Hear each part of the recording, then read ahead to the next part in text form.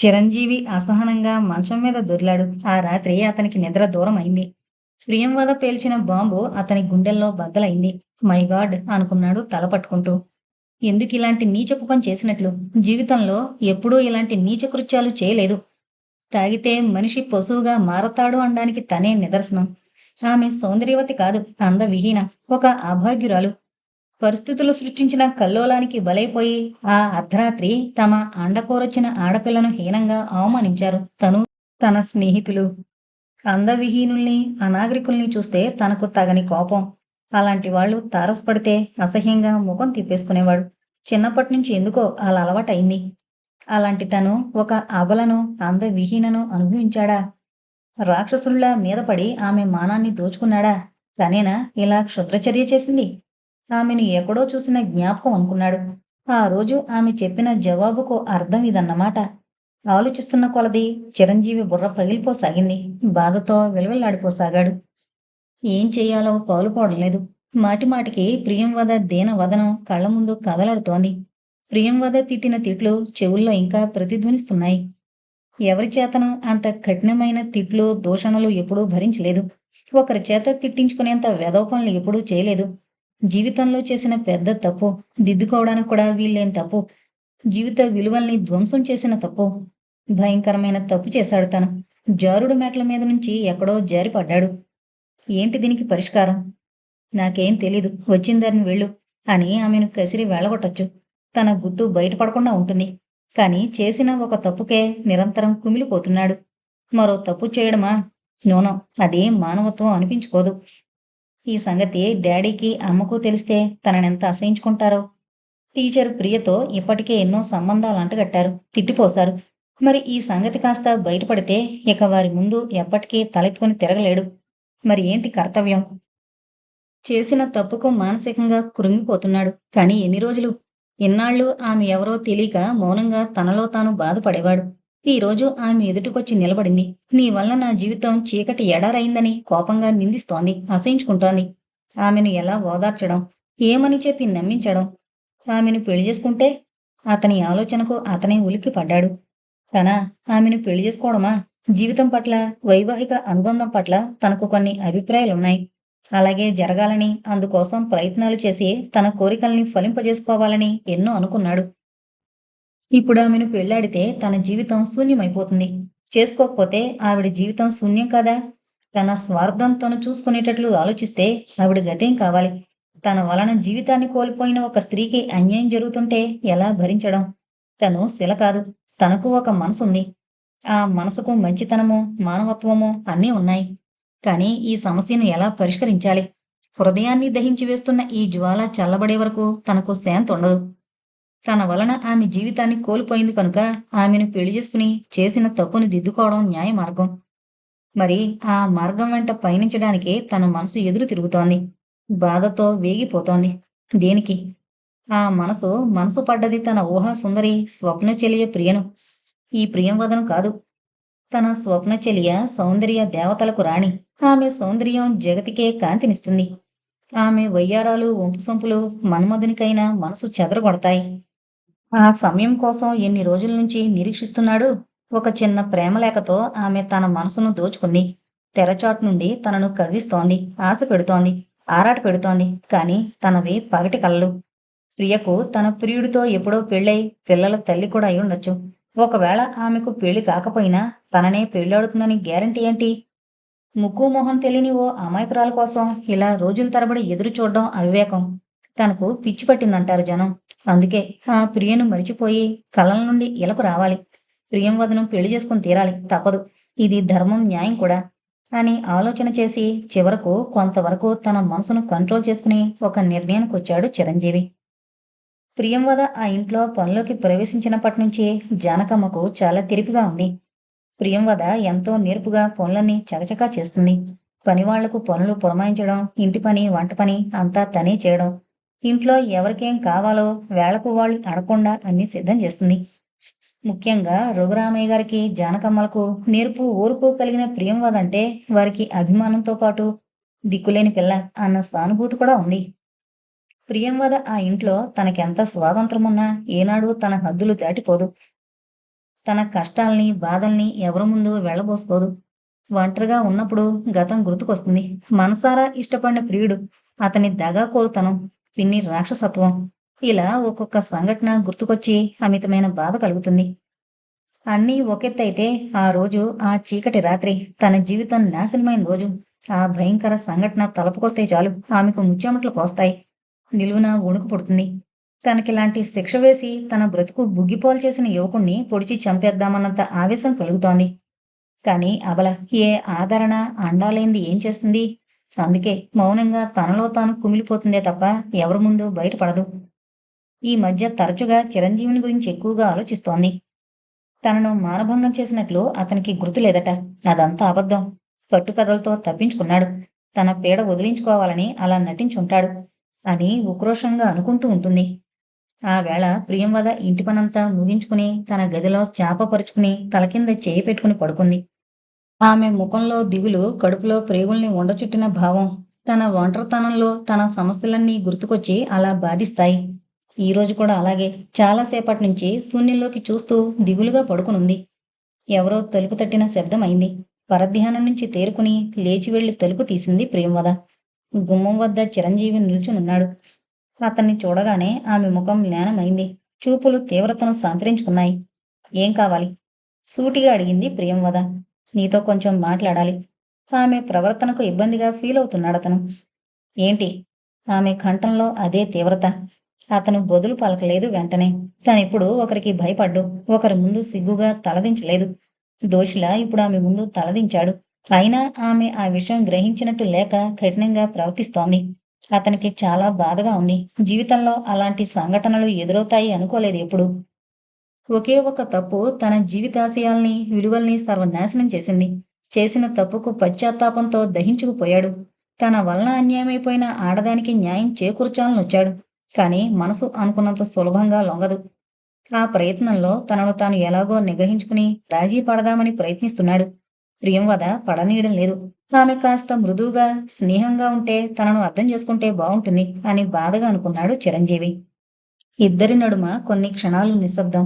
అతను గుమ్మం అవతలే నుంచున్నాడు. ఆమె అతన్ని లోపలకు రమ్మనలేదు. అతనే మనసును నిబ్బరపరుచుకుని లోపలికొచ్చాడు. ఆమె దూరంగా జరిగి నిలబడింది. అతని వైపు చూసింది. ఆ చూపుల్లో నిర్లక్ష్యముంది. ఐయామ్ సారీ అన్నాడు భారంగా. దేనికి? చేసిన తప్పుకు సిగ్గుపడుతున్నాను. అసలు నా జీవితంలో తాగింది ఆ రాత్రే. ఆ భయంకరమైన రాత్రి నాలో ఏ పిశాచం ప్రవేశించిందో పశువునై ప్రవర్తించాను. నువ్వు చెప్పేదాకా నా దుర్మార్గానికి బలైపోయిన ఆడపిల్ల నువ్వేనని గుర్తించకపోవడం నా దురదృష్టం. నువ్వు ఏమనుకున్నా పర్వాలేదు. నాటకాలాడుతున్నానని అనుకున్నా పర్వాలేదు. నిజం తెలుసుకున్నాను.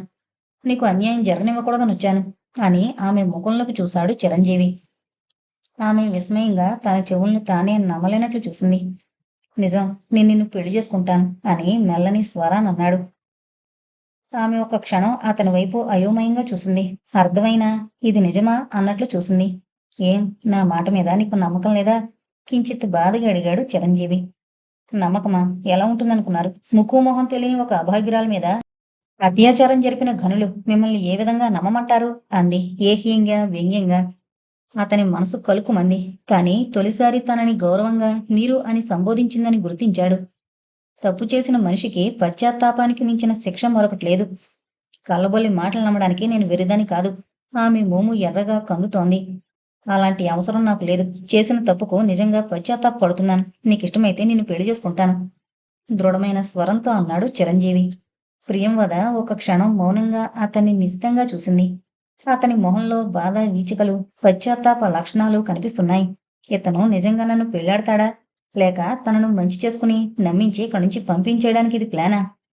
ఆమెకు అతని మీద నమ్మకం కలగడం లేదు పూర్తిగా. మళ్ళీ వెంటనే అనిపించింది.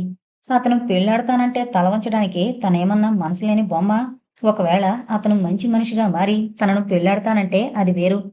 కాని ఈ 2 రోజుల్లోనే ఇతను తీసుకున్న నిర్ణయంలో ఎంతవరకు నిజముంది? దెబ్బతిన్న మనసు నిజాన్ని గుర్తించే విచక్షణ కోల్పోయింది.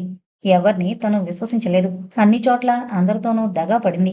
అందుకే ఎవర్నీ నమ్మలేదు. కాని ఎవర్నీ నమ్మక, ఎవరి అండనూ ఆశ్రయించక ఏమైపోవాలి?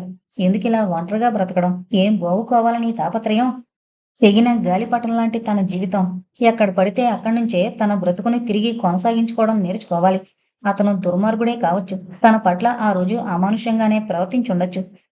అతను డబ్బున్న మహారాజు. సంఘంలో పేరు ప్రఖ్యాతులు గలవాళ్ళు. తనను పెళ్లాడతానని చెప్పవలసిన అవసరం లేదతనికి. మరి తనను పెళ్లి చేసుకుంటానని ముందుకొచ్చాడంటే నిజంగా అతనిలో పరివర్తన వచ్చుండొచ్చు కదా అని ప్రియంవద ద్వంద్వభావాల మధ్య నలిగిపోయింది కొంతసేపు. తిరిగి చిరంజీవి అన్నాడు. నేను తప్పు చేశానేమో, కానీ దుర్మార్గుని మాత్రం కాదు. తొందర లేదు. ఆలోచించుకుని నీ నిర్ణయం తెలియజేయ్ అని తలదించుకుని వెళ్ళిపోయాడు. ప్రియంవద అతను వెళ్ళిన వైపు చూస్తూ విభ్రాంతిగా, ఇతను చెప్పేది అక్షరాల నిజంలా ఉంది. ఏం చెప్పాలి? అతన్ని పెళ్లి చేసుకోవడం తనకిష్టమేనా? ఇదేం ప్రశ్న? తన ఇష్టాయిష్టాలతో ప్రమేయం లేదు. తన జీవితంలో తన ఇష్టాలకు చోట్లేదు. పందిరి వీడిన తీగకు ఆలంబన కావాలి, రక్షణ కావాలి. అవును, ఒంటరి ఆడదానిగా బ్రతకడం చాలా కష్టం. అందుకోసమేనా తను ఎవరినో ఒకరిని పెళ్ళాడక తప్పదు. అసలు తన గురించి నిజం తెలిస్తే ఎవరు ముందుకొస్తారు? అంత మంచి మనసు గలవాళ్ళు దొరకడం అరుదే. తను అందగత్తె కాకపోయినా సాధారణ స్థాయిలో ఉన్నా బావుండేది. కురూపితనం ఎవరికీ నచ్చదు. మరి ఆయనకెలా నచ్చిందో? పార్కులో కలుసుకున్నప్పుడల్లా తన ముఖం చంద్రబింబమని, తన కళ్ళు చేపకళ్ళని, ఇలా తననొక సౌందర్య దేవతగా పొగిడేవాడు. అప్పుడు తనకు ఎనలేని ఆనందం, పిచ్చి ప్రేమలో నిజానిజాలు తెలుసుకోలేని అమాయకత్వం. ఇప్పుడు ఆలోచిస్తే తనెంత అమాయకంగా అతను తనని ప్రేమిస్తున్నాడంటే నమ్మిందో. అత్యాశ కాకపోతే చూస్తూ చూస్తూ అందవిహీనురాల్ని ఎవరు ప్రేమిస్తారు? ఎవరు పెళ్లాడతారు? అందము, ఐశ్వర్యము లేవు. చదువు అంతంత మాత్రం. పైపెచ్చు చెడిపోయిన ఆడది. ఎవరికుంటుంది తనను పెళ్లాడే ధైర్యం? ఉండదు. ఉంటారనుకుని భ్రమపడ్డం అవివేకం. మరి ఇతను చెప్పినట్లు పెళ్లికి అంగీకరించడమా? ఏమో, తన మనసులో ఏముందో తనకే స్పష్టంగా బోధపడ్డం లేదు. ప్రియనేస్తం చిరుకి. జీవితంలో కొందరి పరిచయాలు జీవితాన్నే కొత్త మలుపులు తిప్పుతాయి. నిన్నటి ఆలోచన నేడు హాస్యాస్పదంగా కనిపించొచ్చు. నేటి ఆలోచన మరుసటికి అలాగే కనిపించొచ్చు. కానీ నిన్నటి నిర్ణయాన్ని నేను సడలించుకోవడంలో తప్పులేదు. జీవితం మనుగడను సుఖతరంగా సాగేట్లు చేసే ప్రయోజనం ఉన్నప్పుడు మన నిర్ణయాల్ని, ఆలోచనల్ని మార్చుకోవడంలో తప్పులేదు. ఈ ఉపోద్ఘాతమంతా దేనికనుకుంటున్నావా? కారణం ఉంది. గతంలో నువ్వు చాలాసార్లు నువ్వు మళ్ళీ పెళ్లి చేసుకోరాదు, ఎంతకాలం ఇలా మూడులో ఉండిపోతావ్, నువ్వు చేసిన పాపమేంటి అని నువ్వంటూ ఉండేవాడివి. నేను నవ్వేదాన్ని, నన్నెవరు పెళ్లి చేసుకుంటారో అని. అననుగాని నాకెందుకో పెళ్లి మీద అప్పుడు ఆసక్తి నశించింది. పైగా బేబీ పెద్దదవుతోంది. ఈ వయసులో నాకు పెళ్ళేంటి అనుకునేదాన్ని.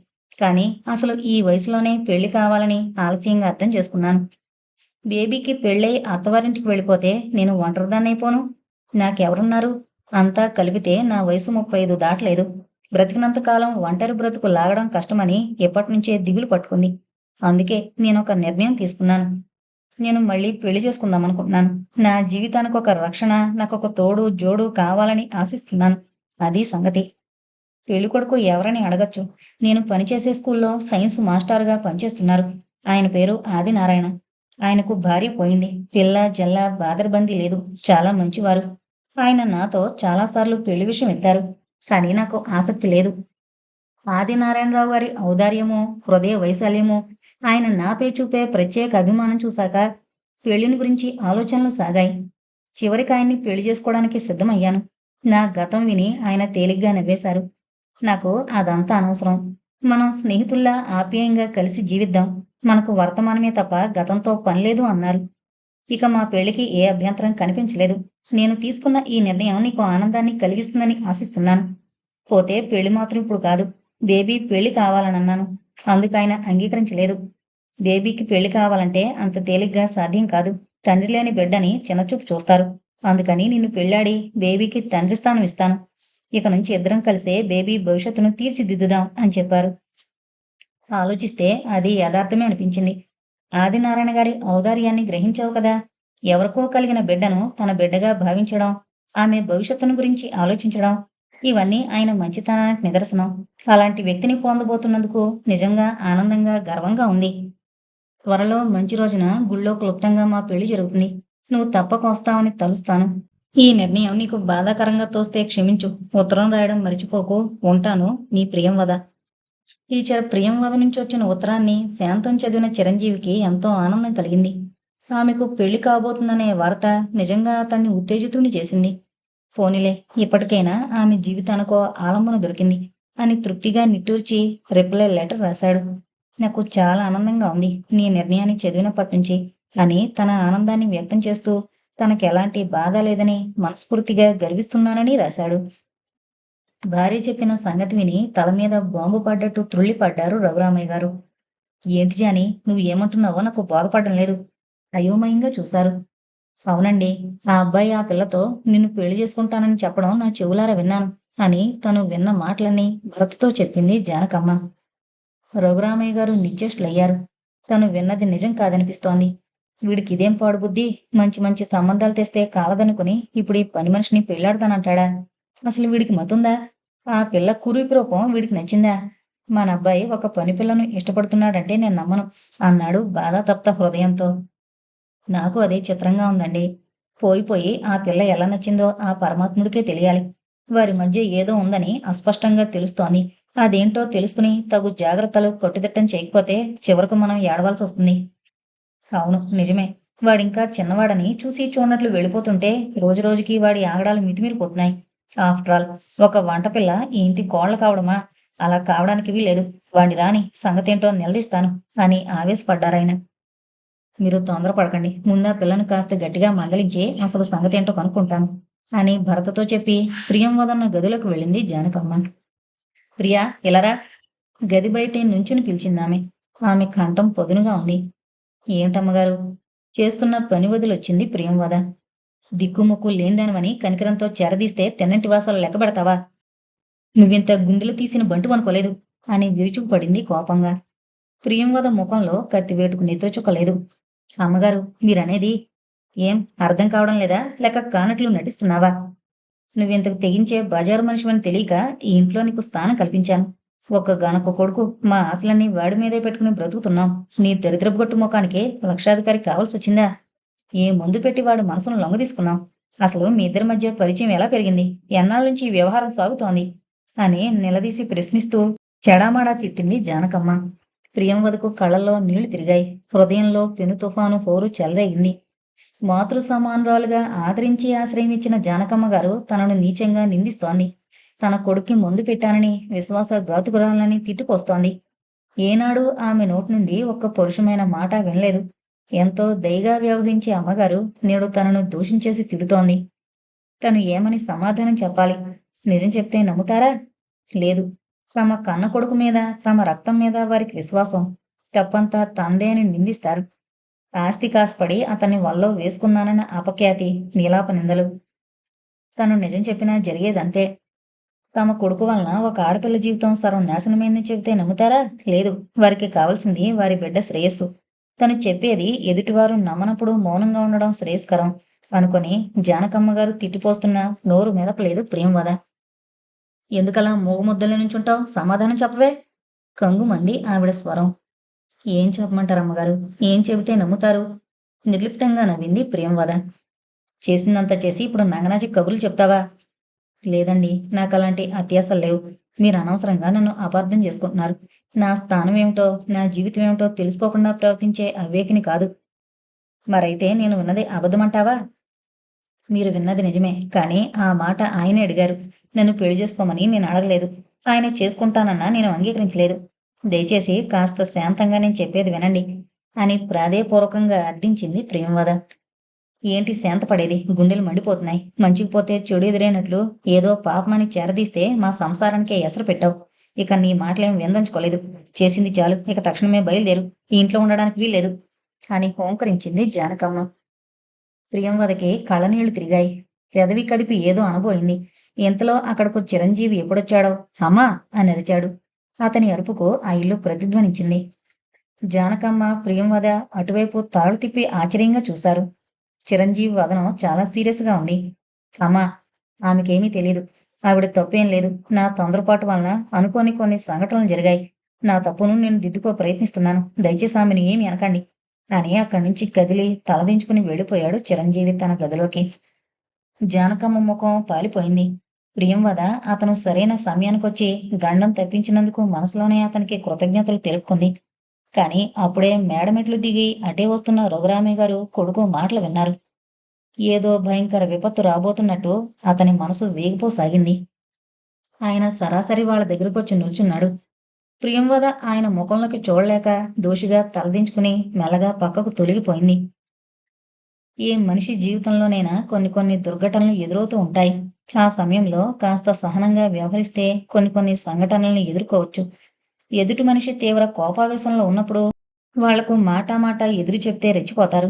తెలివిగల వాళ్ళు పక్కకు తప్పుకుంటారు. కాసేపు పోతే వారి ఆవేశం అదుపులోకొస్తుంది. ఇప్పుడు ప్రియంవద కూడా అదే పని చేసింది. రఘురామయ్య గారు భార్య భుజం మీద చేయి వేస్తూ, నేనంతా విన్నాను జాని. వాడి తలలో పురుగు ప్రవేశించింది. దాన్ని ఎలా వదిలించాలో నేను చూస్తాను. నువ్వు ధైర్యంగా ఉండు. అయినా మన బంగారం మంచిదైతే ఒకరినని ప్రయోజనం లేదు, ఊరుకో అని అనునయింపుగా అన్నారు. జానకమ్మకు దుఃఖం ఆగింది కాదు, భర్త గుండెల మీద వాలిపోయింది. వాడి వ్యవహారం ఏంటో ఇప్పుడే తేల్చేస్తాను అని కొడుకు గదివైపు వెళ్లబోయారు. భార్య వారించింది, అయినా వినలేదు. నీకు తెలీదు జాని, వాణ్ణి ఇలాగే వదిలేస్తే అసలు చేతికి దొరకడు. చెడు స్నేహాలు చేసి చెడు వ్యసనాలకు బానిసైపోయాడు. మందలించి దారిలో పెట్టడం తల్లిదండ్రులుగా మన బాధ్యత అని రఘురామయ్య గారు చిరంజీవి గదివైపు కదిలారు. బయట తల్లిదండ్రుల మాటలు గదిలో ఉన్న చిరంజీవికి వినిపించాయి. తండ్రి తనతో యుద్ధం చేయడానికి వస్తున్నట్లు గ్రహించాడు. రఘురామయ్య గారు గదిలోకొచ్చారు. కొడుకుని చూశారు తీవ్రంగా. ఆయన కొడుకును ఆపాదమస్తకంగా చూశారు కొన్ని క్షణాలు. ఆ చూపులు తన శరీరాన్ని తూట్లు పొడుస్తున్నట్లుగా అనిపిస్తోంది చిరంజీవికి. ఇబ్బందికరంగా కదిలాడు. ఇద్దరి మధ్య భయంకరమైన నిశ్శబ్దం, తుఫాను ముందు ఏర్పడే నిశ్శబ్ద వాతావరణం. ఏంటి పనులు? నిశ్శబ్దాన్ని చీల్చుతూ అడిగారాయన. చిరంజీవి బదులు చెప్పలేదు. దించిన తల ఎత్తలేదు. రాబోయే యుద్ధాన్ని ఎలా ఎదుర్కోవాలని లోలోన మదన పడుతున్నాడు. తండ్రితో ఎన్నోసార్లు ఘర్షణకు దిగాల్సి వచ్చింది. అయినా ఆ విషయాలు వేరు. ఇప్పుడు ఈయన వేసే ప్రశ్నలకు సమాధానం చెప్పడానికి సిగ్గుగా ఉంది. డాడీ, నేను తెలియక తప్పు చేశాను. ఆమెను పెళ్లి చేసుకుని నా తప్పుని దిద్దుకుంటాను అని చెబితే ఆయన అంగీకరించాడు. జరగబోయేది ఊహాపరంగా తెలుస్తూనే ఉంది చిరంజీవికి. ఏం మాట్లాడవు? ఆయన కంఠం కంగుమంది. ఏం మాట్లాడాలి? మెల్లని స్వరాన్ని అన్నాడు చిరంజీవి. ఇందాక మీ అమ్మ ముందు అన్న మాటలు, అందులో యథార్థముంది. అదే అడుగుతున్నాను, ఏంటా యథార్థం? చెప్పినా మీకు జీర్ణం కాదు. ఆయన అమ్మతో చెప్పినప్పుడు విన్నారుగా, మళ్ళీ ప్రత్యేకంగా అడగడం దేనికి అని ధైర్యాన్ని తెచ్చుకుంటూ అడిగాడు చిరంజీవి. ఏంటా పొగరు? ఏదో గొప్ప ఘనకార్యం విర్రవీగుతున్నావా? నేనేం విర్రవేగడం లేదు. తెలియక చేసిన తప్పుకు పశ్చాత్తాపడుతున్నాను. నా వలన ఆమెకు తీరని అన్యాయం జరిగిపోయింది. అందుకే ఆమెను పెళ్లి చేసుకోదలిచాను అని స్థిరంగా చెప్పాడు. సిగ్గులేదా మాట చెప్పడానికి? నా శిక్షణలో పెరిగిన నువ్వు ఇలా ప్రవర్తించినందుకు నువ్వు కాదు, నేను నేను సిగ్గుపడుతున్నాను. ఆ కురూపి పిల్ల మీద మోజులా కలిగింది. అసలు నీకిలాంటి చండాలపు బుద్ధి ఎలా వచ్చింది? ఇది మన వంశ ప్రతిష్టలకే తీరని మచ్చ. చిచ్చి అని అసహించుకున్నారు. పాడు పని చేశాను కాబట్టి సరిదిద్దుకోవాలనుకుంటున్నాను. ఏంటి సరిదిద్దేది? మన ఇంట్లో వంట పని చేసే ఓ దిక్కులేని కురూపి పిల్లను పెళ్లి చేసుకుంటానంటావా? అంతా నీ ఇష్టమేనా? మేం చచ్చామనుకున్నావా? మొన్నటిదాకా ఆ టీచర్ అమ్మతో అక్రమ సంబంధం పెట్టుకుని ఆమెతో తిరిగావు. ఇప్పుడు ఈ పిల్ల. ఇలాంటి చెడు తిరుగుళ్ళు ఎలా వంటబట్టాయి? పెళ్లి చేసుకోమంటే సాకులు చెప్పి చివరకు నువ్వు చేస్తున్న నిర్వాహ మీద. డాడీ! ఆవేశం గరిచాడు చిరంజీవి. ఎందుకు అలరుస్తావు? కసురుకున్నారాయన. మీకెన్నిసార్లు చెప్పినా అర్థం చేసుకోరు. మీరు అనుకున్నట్టు ఆ టీచర్ అమ్మతో నాకెలాంటి అక్రమ సంబంధాలు లేవు. కేవలం స్నేహితులం మాత్రమే. త్వరలో ఆమె పెళ్లి చేసుకోబోతోంది. జీవితంలో నేను చేసిన మొదటి తప్పు, చివరి తప్పు ఇదొకటే. ఈ విషయం మీతో ఎక్కువసేపు చర్చించడం నాకు ఇష్టం లేదు. ఇది నా వ్యక్తిగత విషయం. నేను ఆమెను పెళ్లాడతాను. ఆమెకు న్యాయం చేకూరుస్తాను. దయచేసి మీరు నాకేం చెప్పకండి. నా నిర్ణయం మారదు. నేను ఎవరి మాట విందల్చుకోలేదు అని విసురుగా ఆ గదిలోంచి నిష్క్రమించాడు చిరంజీవి. ఆ గొడవ అంతటితో సద్దుమణగలేదు. చిరంజీవి తల్లిదండ్రులకు కొరకరాని కొయ్యగా చిక్కువేడని ప్రశ్నలా అయ్యాడు. కొడుకు తమను ధిక్కరించేసరికి వాళ్ల దృష్టి, కోపము ప్రియంవద వైపు మళ్ళాయి. ఆమెను దోషిలా నిలబెట్టి ఆ దంపతులిద్దరూ రకరకాల ప్రశ్నలతో, అనుమానాలతో వేధించారు. ఇదంతా నీ మూలంగానే జరిగింది. పుణ్యానికి పోతే పాపం ఎదురొచ్చినట్లయింది మా పని. మా సంసారంలో నువ్వు పెట్టిన చిచ్చు, తెచ్చిన సమస్యలు చాలు. సుఖ సంతోషాలతో నిండుకొండలా సాగుతున్న మా సంసారాన్ని ముక్కలు చేశావు. నీకు 10,000 నమస్కారాలు చేస్తాను. దయచేసి ఇక్కడి నుంచి వెళ్ళిపో అని జానకమ్మ కటువుగా, నిష్ఠూరంగా తన బాధను వ్యక్తం చేసింది. రఘురామయ్య గారు కూడా ప్రియంవదను నానా మాటలని తోలనాడారు. వాళ్ల మాటలు వింటుంటే, ఆవేశాన్ని చూస్తుంటే ఇక తనకు ఆ ఇంట్లో నూకలు చెల్లినట్లు స్పష్టంగా తెలిసిపోయింది. అంతవరకు శిలాప్రతిమలా బీసుకుపోయి నిల్చున్న ప్రియంవదలో చలనం కలిగింది. పెదవి తెరచి ఏదో సంజాయిషి చెప్పుకోబోయింది. ఇంతలో జానకం అందుకొని తనను హీనంగా తోలనాడుతూ కఠినమైన మాటలతో నిందించసాగింది. ఆ పాటి ముఖానికి అర్ధసేరు పసుపు అని నీ కురిపి ముఖానికి లక్షాధికారి మొగుడు కావాల్సొచ్చాడా? ఎదుటి మనిషి మీద ఆశలు పెంచుకునే ముందు మన తాహతు తెలుసుకుని ప్రవర్తించాలి. నువ్వు మంచిదానివే కావచ్చు, కానీ చూస్తూ చూస్తూ నీలాంటి అనామకురాల్ని మా వాడికి కట్టబెట్టలేం. మా మంచితనాన్ని అలుసుగా తీసుకుని మా ఆస్తంతా కాజేయాలని నీలో దుర్బుద్ధి పుట్టింది. అందుకే నువ్వింతకు తెగించావు. నీలాంటి గుండెలు తీసిన బొంటుని కొంపలో ఉంచుకుని నిరంతరం ఏడవలేం. వెంటనే నీ పెట్టేబేడ సర్దుకుని అవతలకు దయచేయి. నీలాంటి దాని పాపిష్టి ముఖం చూస్తే సర్వ పాపాలు అంటుకుంటాయి. ఆ మాటలకు ప్రేమవతికి కన్నీళ్ల పర్యంతమైంది. అమ్మగారు, ఎన్నాళ్ళు నన్ను ఎంతో ఆప్యాయంగా కన్నబిడ్డలా చూసుకున్నారు. దిక్కు మొక్కు లేని దాన్ని పొట్ట నింపుకోవడమే కష్టంగా ఉంది. అలాంటి నిర్భాగ్యురాలికి ఏం ఆశలుంటాయి చెప్పండి? మీరు అనవసరంగా నన్ను అపార్థం చేసుకుంటున్నారు. మీరు నమ్మినా మానినా ఒకటి మాత్రం సత్యం. నా అందంతో మీ అబ్బాయిని ఆకట్టుకుని మీ ఆస్తి కాజేయాలని ఏనాడు నాకెలాంటి కోరికలు లేవు. అయినా నా రూపాన్ని చూస్తూ నేను అలాంటి పనులు చేస్తానంటే మీరెలా నమ్మారు? దైవ సమానంగా భావించే మిమ్మల్ని నమ్ముకున్నందుకు నాకు మంచి సత్కారం చేశారు. జీవితంలో దగా పడ్డదాన్ని. నా పట్ల ఎవరికో సానుభూతి ఉంటుంది అనుకోవడం అవివేకం. ఒకప్పుడు నా పట్ల ఎంతో ఆప్యాయతని ప్రదర్శించారు. నేనెవరో తెలియకపోయినా నన్ను చేరదీసి ఒక కొత్త జీవితాన్ని ప్రసాదించారు. మీ రుణం ఈ జన్మలో తీర్చుకోలేను. నా మూలంగా ఎవరో బాధపడకూడదు, నష్టపోకూడదు. మీ మనస్తాపానికి కారకురాలనైన నేను ఇక మీ కంటికి కనిపించినంత సుదూరంగా వెళ్ళిపోవాలనుకుంటున్నాను. ఎవరి నుంచి నేనేమీ ఆశించడం లేదు. జీవితంలో నేనన్నీ పోగొట్టుకున్నాను. నా నుదుట ఎలా రాసిపెట్టుంటే అలా జరుగుతుంది. నాకు సెలవిప్పించండి.